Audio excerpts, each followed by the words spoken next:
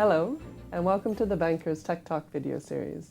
I'm Joy Macknight, Deputy and Technology Editor at The Banker, and I'm joined by Michael Jackson, partner at Mangrove Capital Partners, a venture capital firm focused on helping innovative entrepreneurs start and grow global disruptive companies. Michael, thanks so much for joining us today. Thanks for having me, Joy. So there's so much buzz around cryptocurrencies at the moment, whether that's Bitcoin or Ethereum.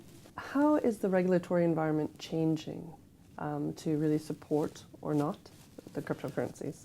Well, in our conversations with regulators, we're seeing them first wanting to embrace cryptocurrency, wanting to understand cryptocurrency, and of course thereafter to regulate cryptocurrency. And we're seeing an intelligent dialogue from all of the regulators we're speaking to now. They all want to learn, they need to learn, the technicians there are learning. And we think they're getting to the bottom of it. They're beginning to understand where the risks are, where the opportunities are. They're regulators after all, they're not trying to stop people doing things, they're trying to stop people to do bad things. And I think they're well positioned to do that. And we're seeing it developing, and we're seeing it develop not just the regulation side, but the tax side of things has also become much cleaner over the last year, 6 months, with proper guidance coming from tax authorities around the world. I think that's very helpful. Okay, because another big trend is really around the initial coin offering. How can they be used really to, on the one hand, you know, it's a new funding mechanism, but on the other hand, it helps community development? Yeah, but we've seen the crowdfunding being a feature of the British funding environment for a long time, and in a way ICOs are a form of that. They allow people to go to their community to raise capital. And I think it's very helpful because it's a way of raising capital that traditional organisations won't touch. Allows you to raise capital from other kinds of organisations, and perhaps organisations that are, and people who are closer to your project than perhaps the formal banks would have appetite for. I think it's an extremely helpful way going forward. Okay, do you see more regulations coming through on the ICO side? That's become more problematic because, as we know, ICOs, and we've seen it, you know, at Mangrove, we see many ICO projects, and we're seeing them, some of them are not good, some of them are scams. We've seen that. Regulators, their prime function is to protect investors, protect the general public, and so they hate it. And I can quite understand why.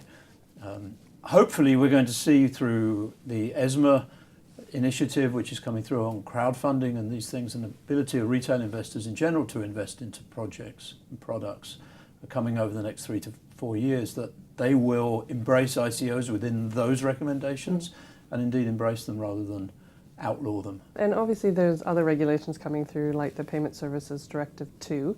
How do you think that's really going to impact, let's say, the the payments landscape in Europe? PSD2 was going to be the great white hope of all the startup fintech companies being able to connect into banks and things like that. I find it disappointing so far. The implementation by the major banks in the UK and otherwise has been through the open banking initiative has not been good. We've got a number of projects, you know, again, Mangrove invest in fintech companies and startup companies. They're trying to use these OBI, the APIs and all of this through that.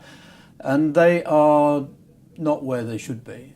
I think the regulators could give them a little tap on the shoulder and try and have themselves explain quite why they're making things so difficult and are so far behind. It was supposed to be the beginning of the year, right? And now we're 9 months in and many of the banks are simply not there.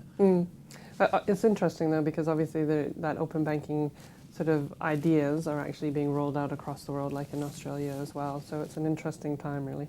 I think the unbundling of the banking stack is something which is going to be very important. It's happened in many other industries, from transport perhaps less successfully, through telecoms rather successfully, through media the same. And you know, banking is another one of these large industries, better served by having a variety of products and projects for customers to enjoy. And another development is around the neobanks. How do you think they have to change to really challenge the incumbents? Yeah, that's a good question, because the neobanks so far have basically done a fancy user interface on top of existing banking products.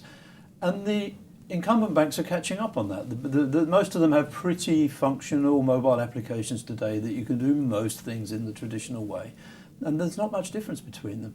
I think what we need to look at is how underlying products can change. So existing banks have got certain types of loans, certain types of mortgage, certain types of credit facilities, and that's what defines a bank rather than a payment institution.